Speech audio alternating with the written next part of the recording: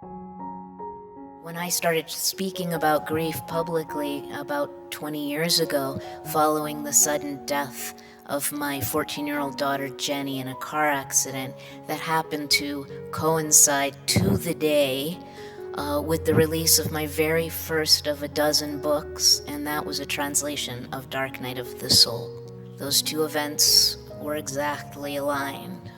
And I began to speak about the connection between the teachings of the mystics, particularly the Dark Night of the Soul, and the most astonishing, shattering, and transformational experience I could imagine, and how that coincided with the rising consciousness around justice. So all three of these things are braided for me. There seem to be universal features in that landscape of loss, in that beautiful, terrible wilderness that every one of us finds ourselves in, individually and collectively at some point or another, especially right now. There is a fragrance of the sacred that permeates the shattered landscape of our souls in the face of great loss.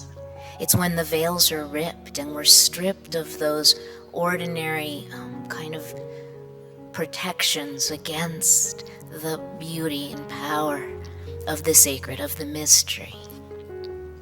And when we experience a shattering loss or a profound sorrow, those veils, at least temporarily, are taken away, and the sacred comes flooding through.